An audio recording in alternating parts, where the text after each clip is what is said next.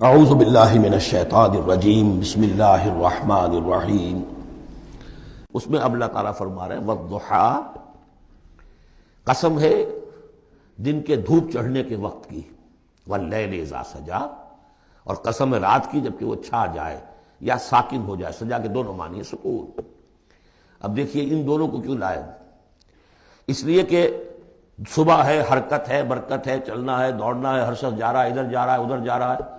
رات کو سکون ہو گیا، تاریکی چھا گئی اور شور ہنگامہ ختم ہو گیا۔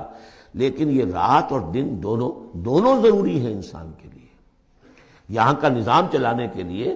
اگر رات ہی رات ہوتی تب بھی یہ دنیا نہ چلتی، اور دن ہی دن ہوتا تب بھی نہ چلتا۔ تو رات بھی ضروری ہے۔ اسی طریقے سے نفس انسانی کے لیے کبھی کبھی قبض کا وقفہ بھی ضروری ہے۔ آپ اسے یہ نہ سمجھیں کہ اللہ تعالیٰ ناراض ہو گیا، یہ بھی ہماری تربیت کا ایک یوں سمجھیے کہ ایک جز ہے۔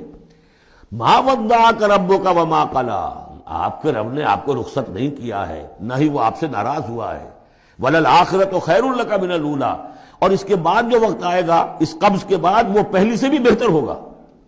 اور میں حیران ہوتا ہوں کہ کیسے غالب نے وہ بات کہی ہے کہ جو بالکل ترجمانی ہے اس کی، رکتی ہے میری طبع تو ہوتی ہے رواں اور، یعنی یہ کہ جب میری طبیعت کے اوپر کبھی کبھی رکاوٹ سی آ جاتی ہے، اب شعر جو ہیں اچھے نازل نہیں ہو رہے، لیکن جب وہ رکاوٹ سے میں نکلتا ہوں، اس قبض سے نکلتا ہوں، رکتی ہے میری طبع تو ہوتی ہے رواں اور، اس لیے کہ اس قبض کے بعد جب مرحلہ آتا ہے انبساط کا اور انشراح کا تو وہ ایک قدم آگے ہوتا ہے، آدمی اس پہلی کیفیت سے ایک درجہ جو ہے اس کا بڑھ چکا ہوتا ہے۔ وَلَلْآخِرَةُ خَيْرٌ لَكَ مِنَ الْأُولَىٰ، یقیناً پچھلی ہر گھڑی، ہر ساعت اور ہر قبض کے بعد آنے والا انبساط آپ کے لیے پہلے سے اونچا درجہ لے کر آئے گا۔ وَلَسَوْفَ يُعْطِيكَ رَبُّكَ فَتَرْضَىٰ، ان قریب آپ کا رب آپ کو اتنا کچھ دے گا، اتنا کچھ دے گا، آپ کی محنتوں کے وہ نتائج سامنے آئیں گے کہ آپ راضی ہو جائیں گے۔ اب دیکھیے پچھلی صورت ختم ہوئی تھی وَلَسَوْفَ يَرْضَىٰ، یہاں ہے وَلَسَوْفَ يُعْطِيكَ رَبُّكَ فَتَرْضَىٰ، صرف ضمیر کا فرق ہے، کیونکہ صدیق پر وحی نہیں آتی، براہ راست خطاب نہیں کیا جا سکتا، وہاں وہ صیغہ جو ہے وہ غائب کا ہے، وَلَسَوْفَ يَرْضَىٰ۔ اور چونکہ نبی وہ ہے جس پر وحی آ رہی ہے، براہ راست مخاطب ہے، تو وَلَسَوْفَ يُعْطِيكَ رَبُّكَ فَتَرْضَىٰ، آپ کا رب اتنا کچھ دے گا کہ آپ راضی ہو جائیں گے۔ اب یہ کہ اسی قبض کی حالت میں پھر اللہ تعالیٰ اپنے احسان جتا رہا ہے، اور یہ بہترین ہے۔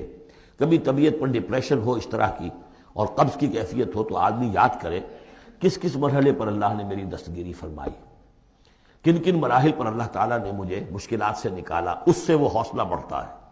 اور اس کو بھی سمجھیے کہ اسی انداز میں الم یجد کا یتیما فآویٰ، یہ سیرت النبی کے بڑے اہم حصے ہیں جو اس میں آ گئے ہیں۔ آپ کی پیدائش یتیمی میں، پوسٹیومس چائلڈ، باپ تو پہلے ہی فوت ہو چکا ہے، 6 سال کی عمر میں والدہ گئی، 8 سال کی عمر میں دادا گئے، اور وہ یعنی جو آپ نے دیکھا ہے ابتدائی زمانہ زندگی کا تو وہ یتیمی کا۔ الم یجد کا یتیما فآویٰ، کیا اس نے اے محمد آپ کو نہ پایا کہ آپ یتیم تھے، پھر پناہ دی، آپ کے لیے بندوبست کیا، دادا کے دل میں جو شفقت ڈالی، پھر آپ کے تایا زبیر کے دل میں جو شفقت ڈالی۔ عبد المطلب کے بعد فوراً ابو طالب کا نام آتا ہے، حالانکہ یہ غلط ہے تاریخی اعتبار سے۔ عبد المطلب کے بعد کافی عرصے تک زبیر جو آپ کے تایا تھے وہ سرپرست تھے، پھر ان کے انتقال کے بعد ابو طالب کا معاملہ آیا، لیکن ان کو بیچ میں سے غائب کر دیا گیا ہے۔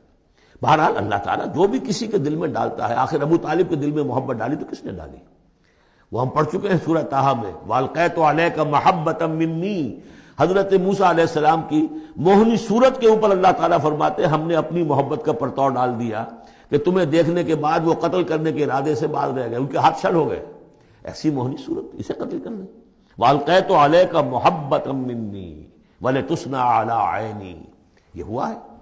تو فرمایا الم یجد کا یتیما فآویٰ ووجدک ضالا فہدیٰ، اور پھر جب آپ شعور کی پختگی کو پہنچے اور غور و فکر کا مرحلہ آیا، حقائق میں انسان کو سوچ بچار کا مرحلہ آیا، اور آپ کو دیکھا کہ آپ تلاش حقیقت میں سرگرداں ہیں تو ہدایت دی۔ وہ آگے آ جائے گا، بہت قریب پہنچ گئے ہم، اقرأ بسم ربک الذی خلق، وہ مرحلہ جب آئے گا۔ وَوَجَدَكَ عَائِلًا فَأَغْنَىٰ، اور پایا آپ کو تنگ دست تو غنی کر دیا۔ کس طرح سے راستہ پیدا کیا ہے. خدیجہ الکبریٰ رضی اللہ تعالی عنہا نے جو بھی ان کے آپ کے محاسن دیکھے کتنی گرویدہ ہوئی ہیں. بڑے بڑے سردار قریش کے جو ہے ان سے نکاح کے خواہش مند تھے، انہوں نے خود جو ہے اپنی لونی کے ذریعے سے پیغام دیا ہے حضور کو. تو یہ ساری چیزیں جو ہے ان کی ساری دولت جو ہے وہ پوری کی پوری انہوں نے لا کر حضور کے قدموں میں ڈال دی ہے. وَوَجَدَكَ عَائِلًا فَأَغْنَىٰ فَأَمَّا الْيَتِيمَ فَلَا تَقْهَرْ. تو اے نبی تقاضے ان تینوں چیزوں کے کیا ہیں؟ ہم نے آپ کو یتیم پایا، پناہ دی، اب آپ بھی یتیم کے سرپرستی کیجئے. کسی یتیم کو اس کے اوپر کوئی جبر نہ ہو، سختی نہ ہو. وَأَمَّا السَّائِلَ فَلَا تَنْهَرْ. اور آپ جب کہ تلاش حقیقت میں سرگرداں تھے تو ہم نے آپ کو ہدایت دی. اسی طریقے سے اب آپ کو بھی کوئی شخص سائل بن کر آپ کے پاس آئے، سوال کرے، اسے جھڑکنا نہیں ہے. اسے جو بھی سائل دونوں طرح کے ہوتے، سوال کرنے والا کوئی علمی سوال اور سوال کرنے والا کوئی مالی دولت، مالی مدد کے لیے. وَأَمَّا بِنِعْمَةِ رَبِّكَ فَحَدِّثْ. اور جو ہدایت تمہیں دی ہے ہم نے اب اسے عام کرو. یہ نعمت ہے، آپ کے رب کا انعام ہے، یہ ہدایت جو آپ کو عطا ہوئی ہے اس کو بیان کرو.